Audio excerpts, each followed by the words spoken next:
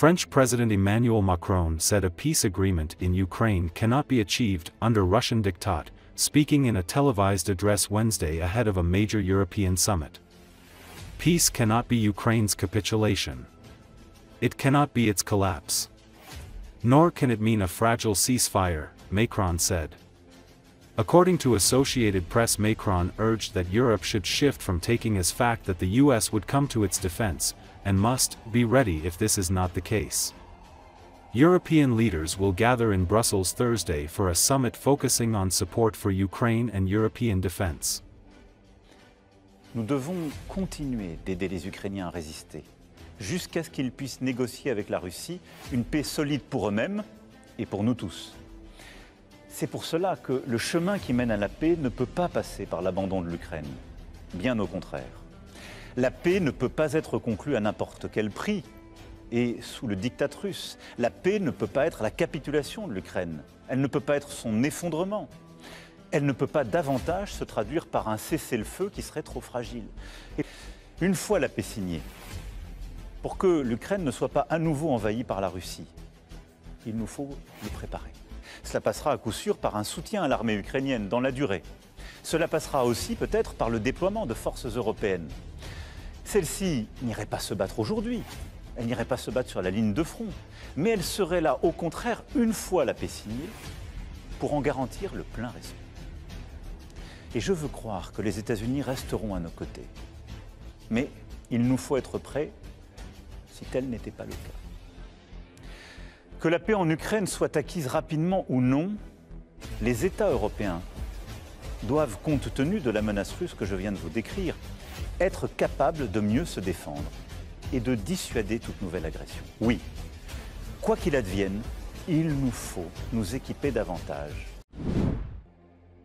Signs of democratic protests were evident in the House of Representatives from the start of U.S. President Donald Trump's State of the Union address, with women of the party wearing pink in protest, and Democrats also wearing blue and yellow clothing to symbolize solidarity with Ukraine.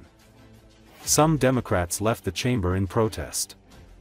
At the start of Trump's speech, Democratic Congressman Al Green was escorted out of the chamber.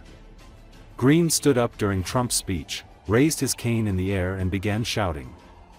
House Speaker Mike Johnson asked for order, but Green refused to sit down. He was eventually removed from the chamber. Democrats have been disrupting the Republican speech by chanting slogans and waving signs saying, "Save Medicaid," and "Musk is a thief." They also held up signs saying, "False," in response to some of Trump's claims. The president, after his speech was interrupted, said he couldn't make Democrats happy.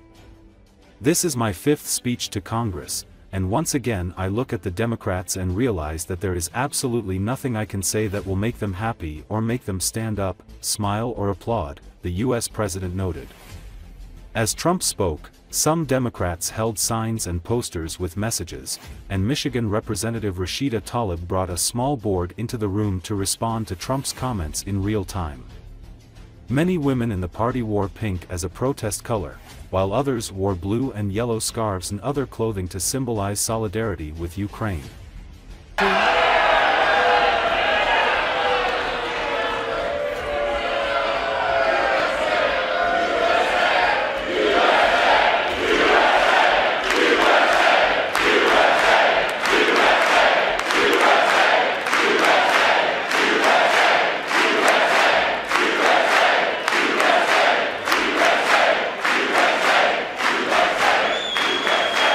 And one counties in our country, 2,700 to 525, on a map that reads almost completely red for Republican.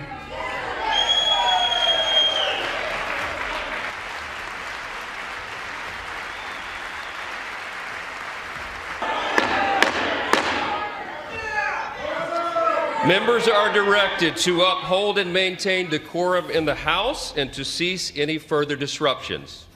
That's your warning.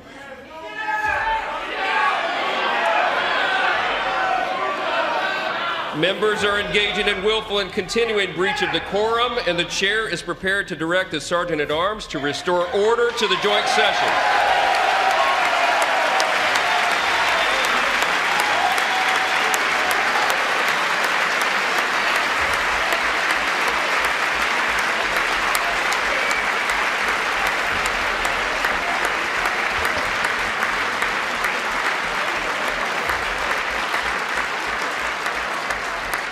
Mr. Green, take your seat. Take your seat, sir. Take your seat.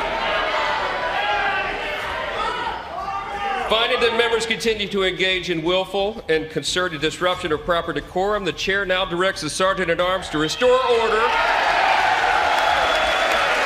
Remove this gentleman from the chamber.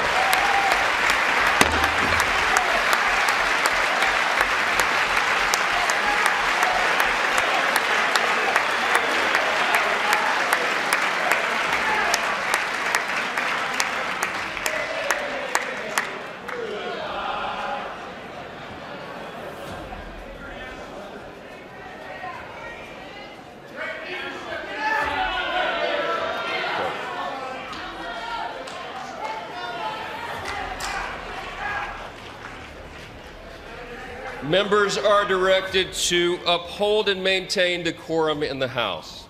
Mr. President, you continue. Thank you. This is my fifth such speech to Congress. And once again, I look at the Democrats in front of me, and I realize there is absolutely nothing I can say to make them happy or to make them stand or smile or applaud. Nothing I can do. I could find a cure to the most devastating disease, a disease that would wipe out entire nations, or announce the answers to the greatest economy in history, or the stoppage of crime to the lowest levels ever recorded. And these people sitting right here will not clap, will not stand, and certainly will not cheer for these astronomical achievements. They won't do it, no matter what. Five times I've been up here. It's very sad. And it just shouldn't be this way.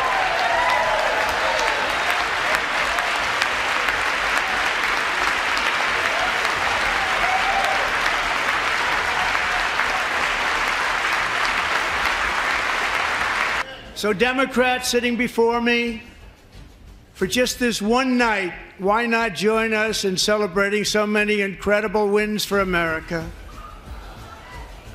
For the good of our nation, let's work together and let's truly make America great again.